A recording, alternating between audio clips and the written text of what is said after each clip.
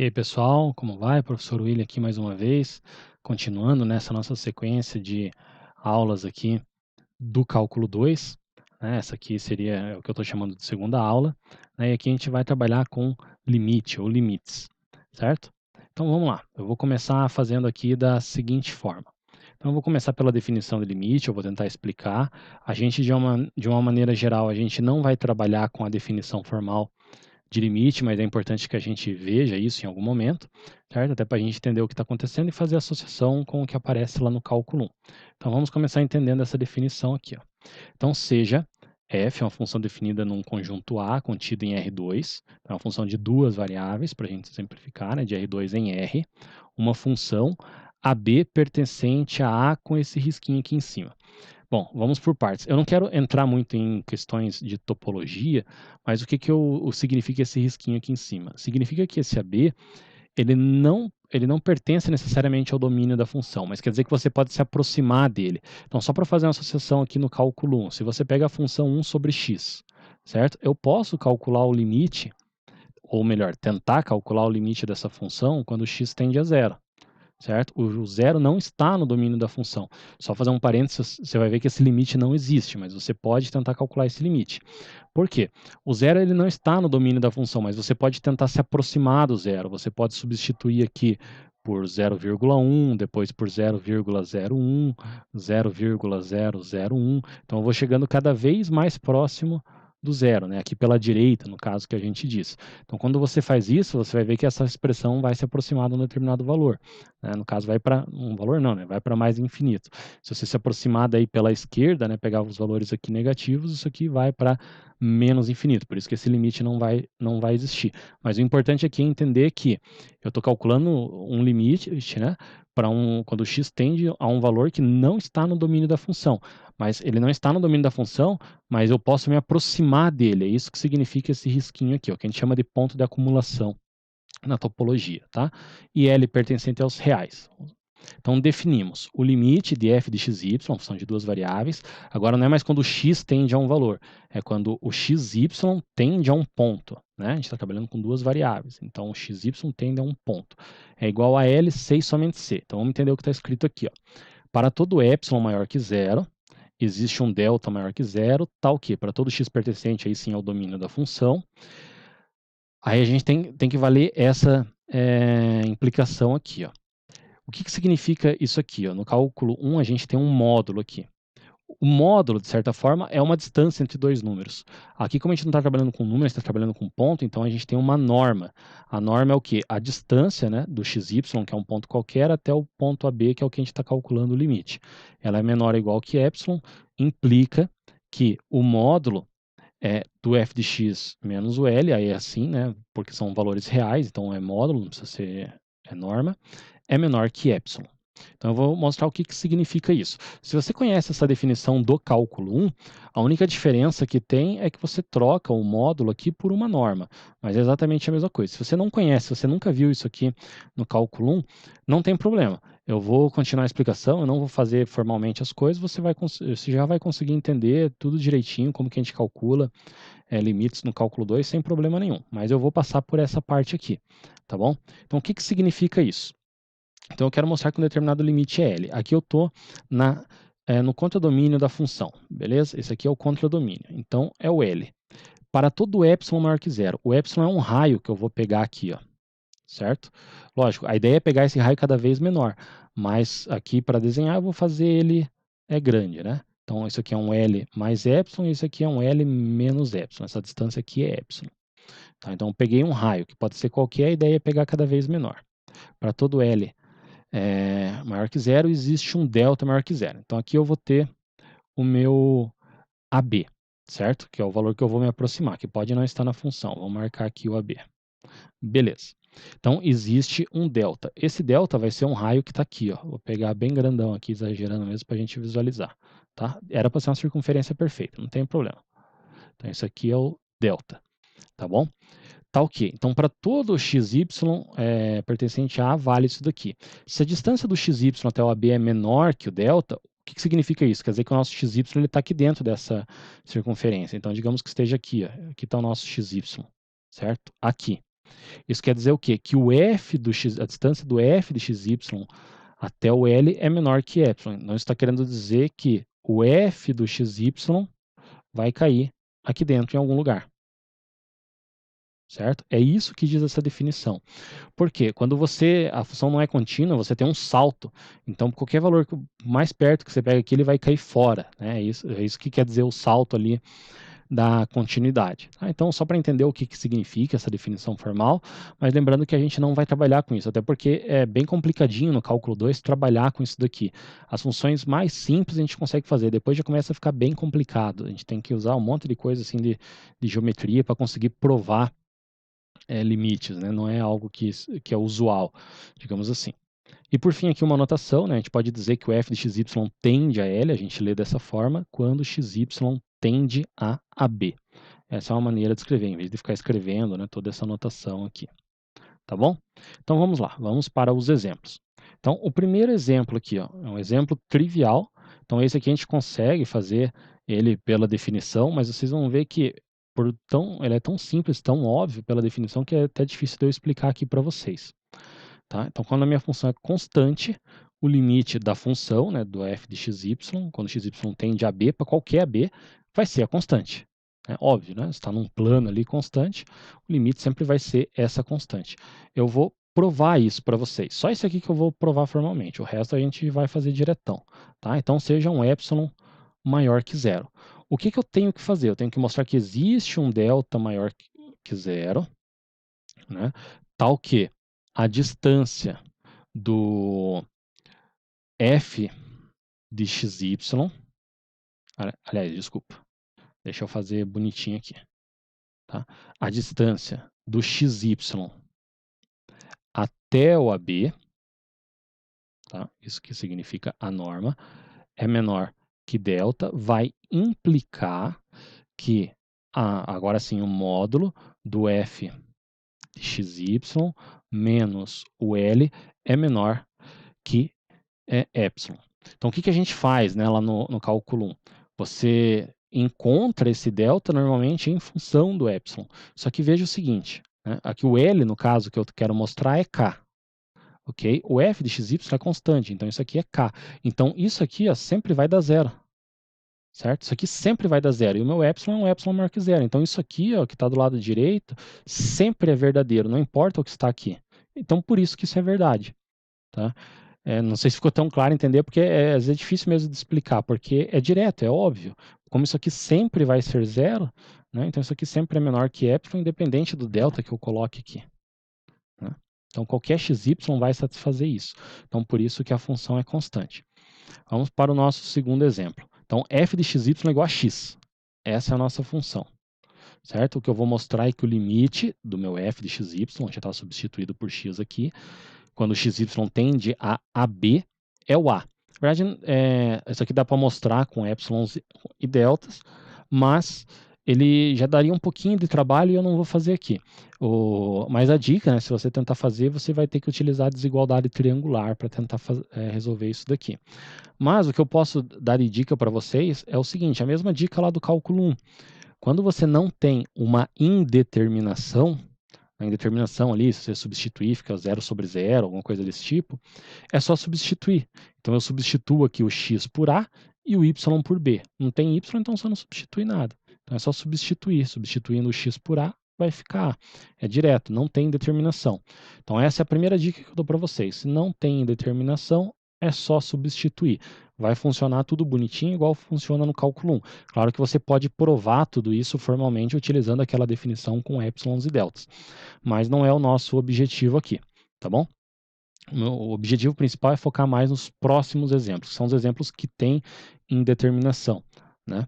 Então, esse exemplo aqui, ó, calcular o limite quando xy tende a 0, 0 dessa expressão, x ao quadrado menos y ao quadrado sobre x ao quadrado mais y ao quadrado.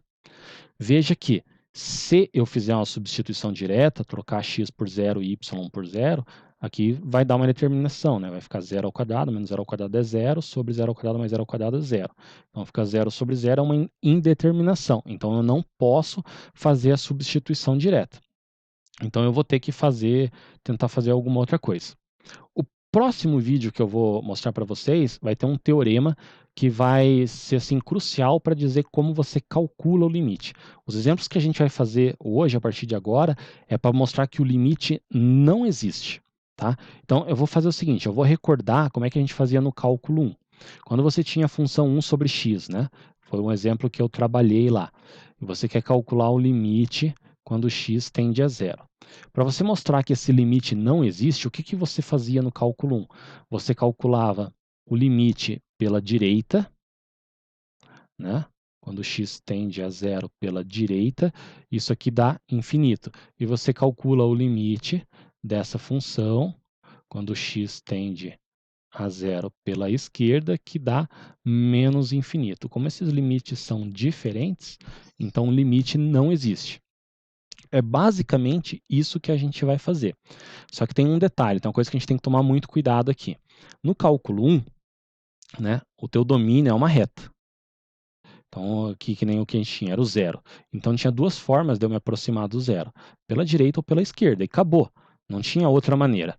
Agora, aqui no cálculo 2, ó, o nosso domínio é o R2. Vou colocar aqui desenhado aqui em perspectiva. Né, o plano XY. Está no chão aqui. E o ponto que a gente quer calcular o limite está aqui, ó, o 0, 0. Então, veja que eu não tenho mais pela direita ou pela esquerda. Eu posso me aproximar de infinitas formas desse ponto. Então, não qual que é a grande diferença aqui? No cálculo 1, se eu calculasse os dois limites laterais e dessem iguais, beleza, o limite é aquele. Aqui eu tenho infinitos limites, então não tem como eu calcular todos. Mas se eu calcular dois e mostrar que eles são diferentes, então o limite não existe. Então é isso que eu vou fazer. Eu vou me aproximar do ponto de formas diferentes e mostrar que os limites são diferentes. Se os limites são diferentes, então o limite não existe. Aí, de novo, eu já falei isso, mas eu vou falar mais uma vez. Se você calculou de duas formas diferentes e deu igual, isso não vai garantir que o limite é aquele. Se ele existir, vai ser aquele, mas pode ser que tenha uma terceira, uma quarta forma de eu me aproximar daquele ponto e o limite der um outro valor. Né? Então, não garante 2, 3, 4 formas de você calcular. Se você fizer 100 formas de calcular, pode ser que ainda assim tenha uma outra diferente, né, que dê outro valor. Então, a gente usa essa ideia de me aproximar de maneiras diferentes para mostrar que o limite não existe. Para mostrar que o limite existe a um determinado valor, é o próximo vídeo que eu vou mostrar para vocês uma ferramenta que a gente utiliza para isso. Beleza? Então, vamos lá. Eu vou fazer o seguinte. Então, a primeira coisa que eu vou fazer eu vou me aproximar do ponto 0, 0 ao longo de uma reta, o eixo X. Então, eu vou começar aqui com calma. Vou até escrever algumas coisas aqui no primeiro exemplo, depois eu vou fazer mais direto. Então, eu vou fazer o seguinte, eu vou me aproximar de 0, 0 pelo eixo X, tá? O eixo X é o eixo em que y é igual a zero, y é constante igual a zero. Se você viu a parte de curvas, né, em cálculo, você pode escrever isso aqui como uma curva, eu vou chamar de gama x. O que seria essa curva gama x, que define o eixo x? O x é um número qualquer, então eu vou chamar de t, e o y está fixado igual a zero, certo? Então, y é sempre zero, e o x é um t qualquer, um parâmetro qualquer. Então, isso aqui é uma curva. Ok? Então, o que eu posso fazer é uma composição aqui, ó, vamos chamar isso aqui de f de xy. Eu vou calcular o f daí de gama x de t, tá? Isso aqui, aliás, deixa eu escrever melhor, que o gama x de t é igual a t0, tá? Isso aqui é uma curva, beleza? Então eu posso fazer essa composição. O que é isso? É simplesmente eu trocar aqui o x por t e o y por zero. Então como que vai ficar ali? Ó, vai ficar t ao quadrado menos zero ao quadrado sobre t ao quadrado mais, zero ao quadrado, certo? Então isso aqui vai ficar t ao quadrado sobre t ao quadrado. Quando o meu t tende a zero, isso aqui vai tender para 1, concordam? Então, vamos colocar aqui, ó, quando t tende a zero, isso aqui vai tender a 1. Veja que Quando o meu t tende a zero, essa curva tende ao 0, 0, que é o ponto que eu tenho aqui, ó. Então não é simplesmente escolher qualquer valor, não é sempre para o zero, não. Eu vou colocar aqui uma curva que passa por esse ponto, e quando que ele vai me aproximar aqui, ó? Quando o t se aproxima de zero. Então por isso que eu calculei esse limite, né? Quando o t se aproxima de zero, a minha, essa minha curva, a função aqui, a composição, vai se aproximar de 1. O que significa isso? Se ao longo do eixo x, quando eu me aproximo do ponto 0, 0, a minha função está se aproximando de 1. Então, se o limite existir, ele vai ser 1. Mas eu não sei ainda se ele existe. Pode ser que eu me aproxime de outra forma e ele dê diferente. Então, eu vou fazer o seguinte agora. Agora eu vou me aproximar de 0, 0 de outra forma diferente. Como? Pelo eixo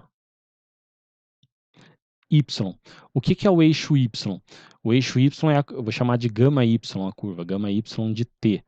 É a curva 0t, certo? Então o meu x está fixado como 0 e o meu y é qualquer valor. Então isso aqui é uma curva, tá? Tem gente que deixa y aqui mesmo, para não ficar confundindo muito a notação. Então eu vou fazer a composição aqui da mesma forma. f de gama y de t. Certo? O que vai ser isso? É a mesma coisa aqui, ó, substituir o x por 0 e o y por t. Então, na função aqui, como é que vai ficar? 0 ao quadrado menos t ao quadrado sobre 0 ao quadrado mais t ao quadrado. Então, isso aqui vai dar menos t ao quadrado sobre t ao quadrado. Quando o meu t se aproxima de 0, né, a minha curva vai se aproximar do 0, 0, que é o que eu quero. Então, isso aqui vai se aproximar de menos 1. Certo? Então, olha aqui, ó, os limites são diferentes.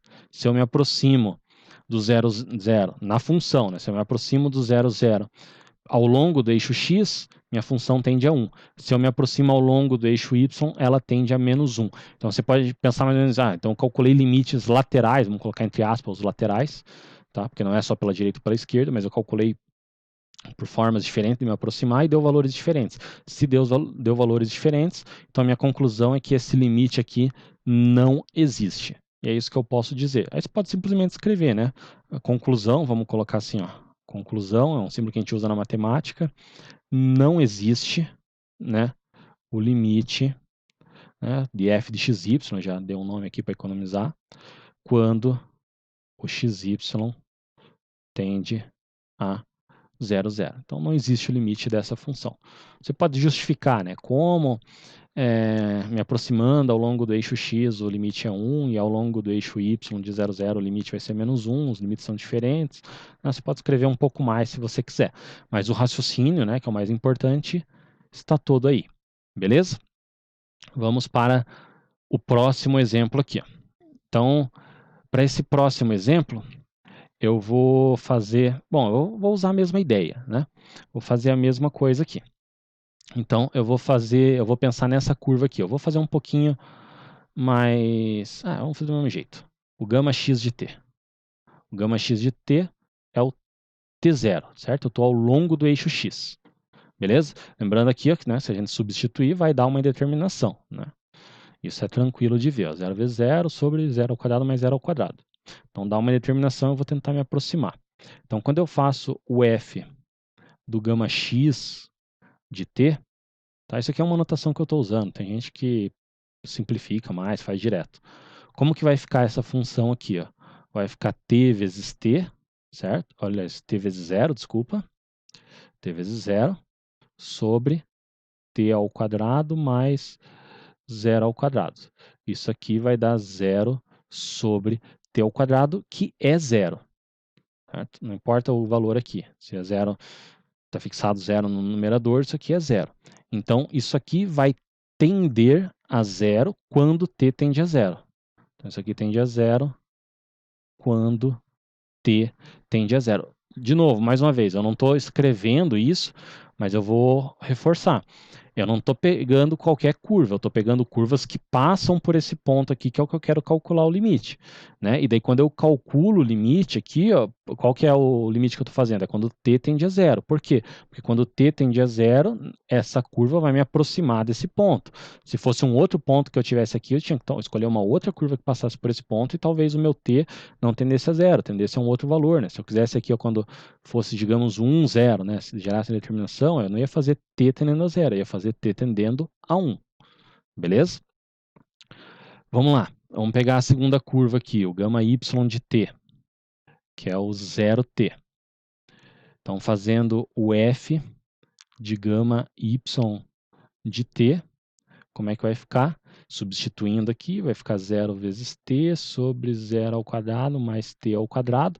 É quase igual, isso aqui vai dar zero também, certo? Quando t tende a zero. Isso aqui vai tender a zero.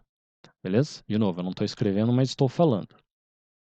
Tá, então eu calculei os dois limites, deu zero nos dois, então beleza, o limite é zero? Não, não, né? Por quê? Eu mostrei que de duas formas que eu me aproximei dá esse valor. Mas e se eu me aproximar de outra maneira? Né? Se eu me aproximar de outra maneira e der um valor diferente? Bom, é o que eu vou fazer aqui, ó. Então, eu vou pegar uma outra curva. Eu vou pegar a reta x igual a y. Beleza? A reta x igual a y eu posso parametrizar da seguinte forma. Seria, vamos chamar de gama só aqui, gama de t. Tá? Tem o gama x, o gama y, esse aqui vai ser só gama. O gama de t vai ser a curva tt, certo? Assim os valores, o x sempre é igual ao y. A gente sempre escreve uma curva, né, caso você não tenha visto, por essa linguagem aqui, é como se fosse o que a gente chama de função vetorial, né? É um vetor, mas cada entrada aqui vai ser uma função. Beleza? Então, gama de t é o tt. Quando eu substituo, se eu calcular agora f de gama de t, como é que vai ficar aqui? Vai ficar t vezes t, vamos escrever, sobre t ao quadrado mais t ao quadrado. Então, isso aqui vai ficar t ao quadrado sobre 2t ao quadrado. Quando você calcular o limite, né? Quando eu calculo o limite quando t tende a zero, isso aqui vai tender a zero, zero. Então, eu posso fazer isso. Então, se eu calcular esse limite, né? Quando t tende a zero, vamos colocar assim, só para simplificar a notação, isso aqui vai tender a meio, né? Só simplificar aqui, certo? Então, deu diferente, ó. Se eu me aproximo ao longo do eixo x, dá zero. Se eu me aproximo ao longo do eixo y, dá zero. Mas se eu me aproximar por essa reta x igual a y, que passa pelo 0, 0, ele já deu outro valor. Deu meio. Então, como eu consegui valores diferentes, o limite não existe, né? Eu deixo para vocês escrever e justificar isso daqui, com base nisso que eu estou argumentando. Beleza? Vamos para o próximo aqui, ó. E agora eu vou ser um pouco mais esperto. Eu não vou pegar o eixo x, o eixo y, nem o eixo, nem a reta xy. Eu vou pegar qualquer reta que passa pelo 0, 0. Tá? Lembrando aqui acho que é tranquilo para vocês olhar, né, e verificar que vai gerar uma indeterminação, né, se eu substituir o xy pelo 0, 0. Estou até passando direto por isso, né? Então eu vou pegar a seguinte curva, que é o que eu vou chamar de gama t. Uma reta qualquer que passa pelo 0, 0 é dessa forma aqui, ó, y igual a mx, certo? Ou ax mais b, se você quiser, daí o b é igual a zero, então deixa só ax, tanto faz, tá? Y igual a ax, se você preferir, não tem problema. Então, se eu substituir o x por t, ó, substituir o x por t, daí o meu y vai ser mt, beleza? Essa é uma reta que passa pela origem. Isso aqui, na verdade, é qualquer reta que passa pela origem, né? Eu mudo o m, eu mudo a inclinação. Mas daí eu já estou vendo para todas. Beleza? Então, se eu substituir, ó, se eu calcular o f de gama de t, então substitui o x por t e substitui o y por mt. Então, vai ficar t vezes mt ao quadrado sobre t ao quadrado mais mt a quarta. Vamos melhorar isso daqui. Vai ficar um m ao quadrado t ao cubo, certo? Sobre Será que eu consigo fazer alguma coisa aqui para melhorar? Vamos fazer por partes. T ao quadrado mais m à quarta, t à quarta, né? Bom, o que, que a gente pode fazer aqui, para calcular o limite, né? Então, para calcular o limite, eu vou colocar um t ao quadrado em evidência aqui em cima. Então, aliás, vou colocar embaixo ali. Dá para colocar em cima também, mas deixa para lá. Ia ficar mais fácil de visualizar, mas vamos fazer assim. Então, t ao quadrado que multiplica 1 mais m à quarta t ao quadrado. Beleza? Acho que tá boa a expressão assim. Não tem como melhorar mais muito isso daqui. O que, que eu coloco? Fiz bem. Né? Beleza. Bom, esse limite aqui eu acho que vocês conseguem calcular tranquilamente. Porque quando eu for simplificar aqui, vai ficar, corta o t ao quadrado com o t ao quadrado, fica só um mt aqui. Então isso aqui vai tender a mt, e aqui embaixo vai ficar 1 mais m à quarta t ao quadrado, certo? Então é isso daqui que vai ficar, beleza? Bom, não dá para dizer muita coisa aqui agora, né? Porque eu acho que vai depender do m, né? Ou a gente consegue dizer o que, que eu quero fazer? Bom, eu quero fazer o meu t tendendo a zero aqui. Deixa eu pensar mais um pouquinho. Bom, se eu faço o meu t tendendo a zero, o que, que vai acontecer aqui? Ah, tá. Ó, aqui vai simplificar, né? Tende a zero, ficou 1 embaixo. E aqui em cima vai para zero também. Então fica 0 sobre 1 dá zero. Beleza, fechou. Era isso que eu estava batendo. Foi. Então isso aqui vai tender a zero, sempre, para qualquer reta. Então beleza, se para qualquer reta dá zero, então fechou, é zero. Não. De novo, não. Por quê? Porque eu posso me aproximar de outra forma. Quem disse que eu posso me aproximar só por uma reta? Eu posso me aproximar por uma outra curva diferente. Então eu vou tentar essa outra curva aqui, Vamos chamar isso aqui de gama 1, né? Que foi a primeira que eu fiz. Vamos chamar de gama 2 agora de t. É a seguinte curva. Eu vou pensar na parábola x igual a y ao quadrado. Tá? O que, que seria x igual a y ao quadrado? Se o meu y for t, daí o meu x é t ao quadrado, certo? Porque o x é y ao quadrado. Então, essa curva aqui. A essa altura você já está, tá de sacanagem, né? Como é que eu vou adivinhar qual que é a curva? Bom, tem duas formas. A primeira forma é você ficar tentando fazer todas as curvas que você conhece até ver se uma dá diferente ou não. Mas basicamente não tem muito diferente do que isso que eu estou fazendo, né? Eixo X, eixo Y, uma reta qualquer, daí você tenta parábolas ou outras potências, normalmente é isso que vai falhar, né? E a outra forma é mais ou menos com o tempo, você tentar bater o olho aqui e tentar imaginar o que, que vai dar diferente, né? O que, que pode dar diferente aqui se eu colocar? Então eu tenho que forçar aqui alguma simplificação particular. Então veja, se eu coloco o x aqui como um t ao quadrado e aqui como um t, isso aqui vai ficar um t à quarta. Então aqui embaixo também, esse é o t ao quadrado elevado ao quadrado vai ficar a quarta, então pode ser que eu junte e dê para simplificar. É mais ou menos não bater o olho assim, com o tempo você vai pegando a manha desse negócio. Tá? Então não tem muita receita, o que tem é experiência mesmo. De ir testando e treinando até que você vai pegando no bater o olho ali o negócio. Então se eu substituir aqui, o x eu vou trocar por t ao quadrado, o y eu mantenho. Tá? Então, esse primeiro quadrado é do próprio t ao quadrado aqui, e o segundo é da função, o y está ao quadrado.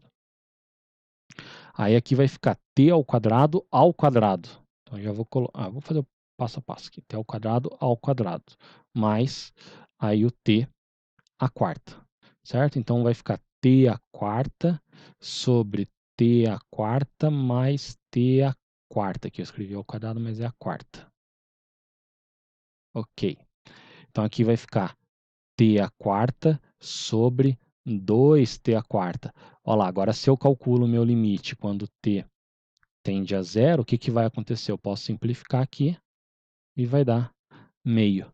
Então deu diferente, certo? De novo, se deu diferente, né, dois limites que deram diferente por 2 caminhos, então não existe o limite.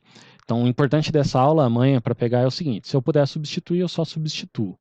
Se eu não puder substituir, aí, bom, vai ter um jeito para calcular quando o limite existe, né? E o que eu mostrei aqui nesse vídeo para vocês foi como mostrar que o limite não existe. Eu vou pensar em curvas, curvas que passam pelo ponto que eu quero calcular o limite, né? Substituo, calculo o limite. Se eu achar duas curvas que der diferente, o limite não existe. Falei várias vezes isso, mas vou falar mais uma vez. Se eu calculei várias curvas diferentes e deu sempre o mesmo valor, isso não quer dizer que o limite existe.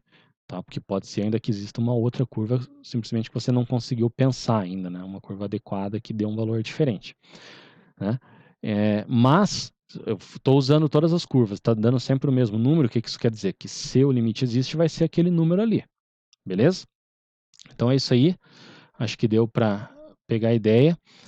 Conforme eu falei, no próximo vídeo eu vou mostrar alguns teoremas que a gente utiliza para essa parte de limite, dentre eles um que é o principal para a gente calcular limites aqui no cálculo 2. Tá? E antes eu vou dizer uma coisa aqui, ó.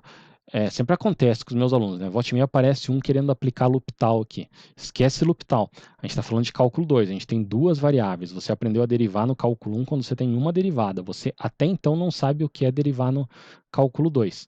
E eu já vou dar uma dica para vocês. Pelo menos aqui, ó, pode esquecer L'Hopital, porque a gente vai, no cálculo 2, a gente vai falar o quê? De derivadas parciais. Então já não é tão simples como é no cálculo 1. Eu desconheço se existe algum resultado equivalente ao L'Hopital, né, para o cálculo 2, mas pelo menos nos livros clássicos não aparece. Então eu já chuto dizer que nem existe, que nem funciona, né? E se existe algo muito complicado, algo que vai além aqui do que o que a gente pode fazer. Então esqueça L'Hopital, beleza? Então é isso aí, até o próximo vídeo.